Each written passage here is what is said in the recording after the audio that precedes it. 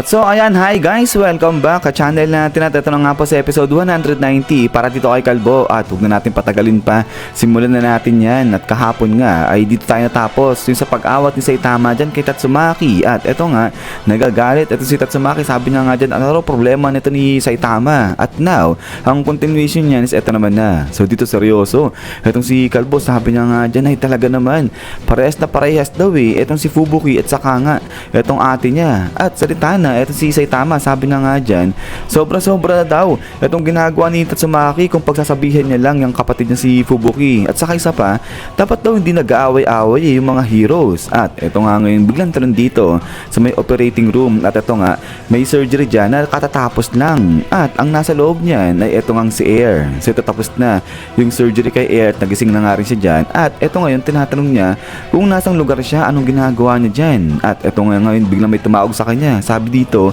na daw siya mag-alala dahil nasa ospital siya at ligtas siya rito. At eto nga pagtingin ni Air, ayun si Forte katabi niya, so pareha sila nandiyan sa ospital. At eto nga sabi ni Forte kay Air, balita niya ay inatake ng halimaw etong si Air tapos yung natalo siya. At eto ngayon sabi nga ni Air, teka ikaw si, at eto nga tinuloy na ngayon ni Forte, sabi niya nga dyan na siya si Forte, Class A Hero, rank 31 na mas mataas yung rango kaysa dyan kay Air. So grabeng yabang talaga eh ng lalaki ito. Sabi niya nga dyan, pleasure to meet you. At ito nga tuloy dito ni Forte, pero ganun pa man, kahit mas mataas yung rango niya dyan kay Air, ay wala raw siya sa posisyon magsalita kasi nga pares daw silang nadala sa ospital. At ito tuloy ngayon ni Forte na sino raw bang mag-aakala na may ganung klaseng kapangyarihan yung lalaki na yun, so referring kay Saitama. At ito nga ngayon, biglang sabi nga ni Air habang kinakapa niya itong kanyang throat na something may wrong daw, something wrong daw dyan sa kanyang boses. At ayun, pasok ko na dyan yung para mga scientist na mga doktor, sabi nga nila dyan na naging malala talaga yung kondisyon nito ni Air. Kaya ang ginawa nila, nilagyan nila ng device o ng mechanical itong kanyang throat kasi diba nadali yan eh, nabutas yan ni Evil Natural Water. At ito nga ngayon, salita na itong mga parang doktor na nga to, sabi nga nila na mga specialist sila pagdating sa cyborg medical science. At yung Hero Association ay nag-request na pumunta sila rito para nga tulungan itong si Air at isalba yung buhay niyan. Pero ito nga sabi ni Manong na ganun pa man rin, di sila ganun kagaling di sila ganun kalupit katulad ni Dr. Bofoy. Pero ito sa kabilang banda ay parang nayayamot itong si Forte, sabi niya nga dyan, aba lahat sila di ako pinapansin sabi niya ganyan, ini-ignore daw siya. So kaya ito, salita na ito si DX, sabi niya nga dyan, bakit daw nagagalit itong si Forte, wag daw siya magalit, wag niyang ilabas yung sama ng loob niya dun sa iba. Pero ito nga, napasigaw na ng konti itong si Forte, sabi niya nga dyan, as soon na makalabas siya rito sa ospital na to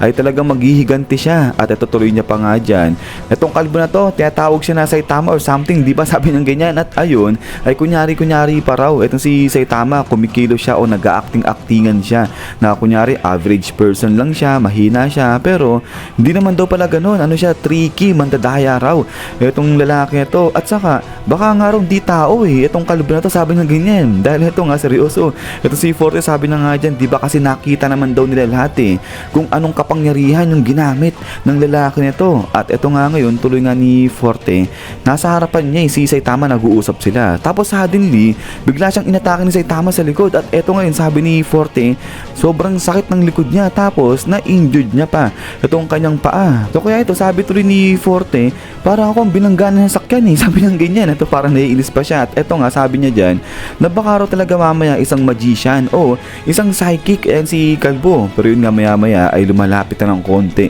ito si DX si Toad dyan kay Forte. Sabi nga ni DX, hindi, talagang nabangga ka ng sasakyan, sabi ng ganyan. At ito nga sabi ni Toad, itigil na raw ni Forte yung paggamit niya ng earphone habang nakikipaglaban kasi di raw maganda. At ito nga yung sabi ni Forte, talaga ba may sasakyan sa likod? Sabi ng ganso, hindi niya nga alam na talaga nabangga siya ng sasakyan. Pero ito nga ngayon, sabi niya, sige kung ganun, kalimutan niya na lahat ng sinabi ko, sabi ng ganyan. Na yun, may kapangyarihan si Saitama ng katulad dyan kay Tatsumaki. Kasi akala niya raw talaga na katulad ni Tatsumaki ay si Saitama, yung nagtataglay siya ng sobrang lakas ng kapangyarihan ng Esper, cheat code nga raw yan, sabi niya ganyan. So dapat daw illegal yun eh. Pero ito nga, sabi ni DX, kapag yan narinig ni Tatsumaki, sigurado patay ka, sabi niya ganyan.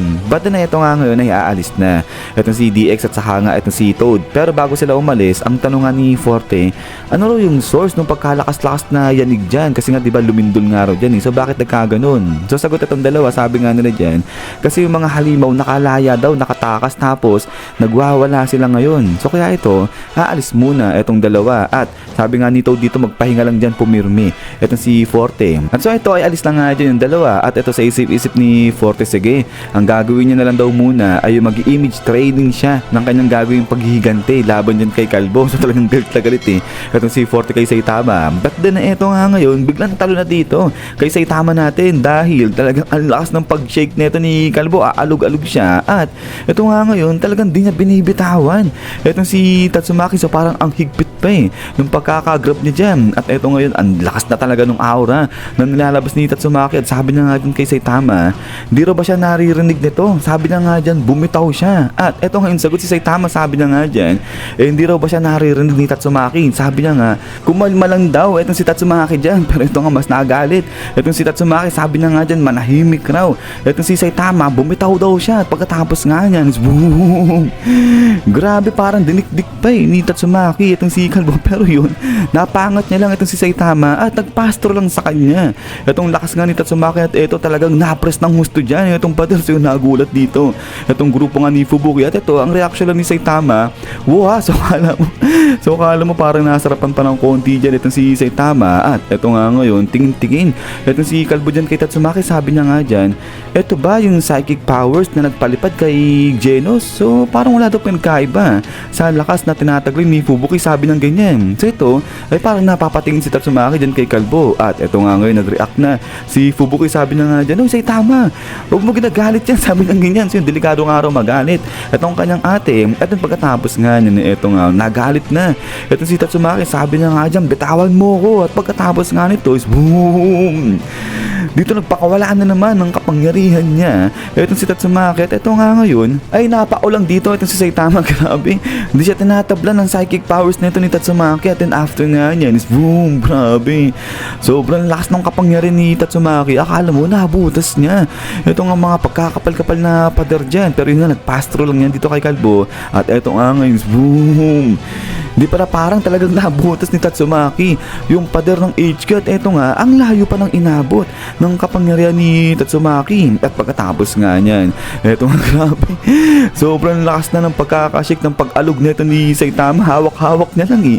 Eto si Tatsumaki, talagang di niya binibitawan niya. At eto nga, nagugulat etong si Tatsumaki din kay Saitama. Sabi niya nga dyan, ano, nagagawa niya raw na ma-withstand itong lakas nga ni Tatsumaki. Paano niya raw nagagawa yan? Bakit hindi tumatalab sa kanya yung lakas at kapangyarihan nito ni Tatsumaki? So gulong-gulo itong si Tatsumaki dyan kay Kalbo. Pero eto nga, talaga naman, grabe, sobrang lakas na ng pag-aalog ng pag-shake ni Tatsumaki tuloy ni Saitama rito. Sabi niya nga dyan, yung kanyang mga muscle talagang nag-spacing out na raw. Pero eto sa kabilang banda, gulat na gulat din itong si Fubuki sa nakikita niya. Sabi niya nga dyan, nagagawa ni Saitama na ma-withstand yung buong lakas ng ate niya. Eh kakaiba yan. So ito nga, parang nabibilib pa rito na namamangha ito si Fubuki dyan kay Saitama. At so eto, salita na si Tatsumaki. Sabi niya nga dyan na nare-recognize niya na yung si Kalbo, naalala niya na siya nga yung Kalbo na laging kasama ni Demon Cyborg Genos. So ito, tanong nga ni Tatsumaki, ano raw ba ginagawa nito ni Saitama dyan? Sumali raw ba siya dyan sa grupo ni Fubuki? So yun, nagalit itong si Kalbo. Sabay ito nga, biglang sigaw itong si Saitama, tinawag niya itong si Fubuki. So yun, napasagot lang dyan itong si Fubuki. Sabi niya, bakit? At ito nga ngayon, sabi ni Saitama na siya na raw bahalang humandle rito sa maliit na to dito sa atin niya. At ito nga raw si Fubuki, siya na yung bahala na mag-evacuate dito sa mga bataan niya nga dyan. At so ito ngayon, salita na si Tatsumaki, talagang galit pa rin siya. Sabi niya nga dyan, aba, parang masyadong close daw itong si Saitama dyan kay Fubuki. Eh ano raw ba siya ni Fubuki kung di naman daw pala siya bataan ni Fubuki? At ito nga, salita na itong si Kalbo. Sabi niya nga dyan, isip-isip pa siya na hindi niya naman daw kaibigan ayang si Fubuki. Hindi niya rin daw naman na na parang companion ay ang si Fubuki at hindi niya rin daw naman na ano yan, friend of friends, sabi niya ganyan, so walang ganun. At eto, tuloy ngayon ni Saitama, alam niya na, kakilala, sabi niya ganyan, kakilala lang siya ni Fubuki. At ito nga ngayon, parang nalungkot dito. Ito si Fubuki, so di ko alam kung bakit, but then pagkatapos nga niya, ito nga ngayon, ngiti-ngiti na. Itong si Tatsumaki, sabi niya nga dyan, ganun ba? At ito nga, boom, grabe, kala mo pumersa pa rito. Itong si Tatsumaki, sabi niya nga dyan, ganun naman pala kakilala lang itong si Saitama. Bakit ganyan siyang umasta? Bakit ginagawa niya yung bagay na yan? At ito nga ngayon, sabi ni Tatsumaki, sige kung ganun, ay itetest niya raw, susubukan niya itong si Saitama kung karapat dapat pa siya na lumigid-ligid na sumama din sa kanyang kapatid na si Fubuki. Pero ito nga, nagalit itong si Saitama, sabi na nga dyan, ano raw pinagsasabi nito ni Tatsumaki na lumiligid-ligid siya na sumasama-sama siya dyan kay Fubuki?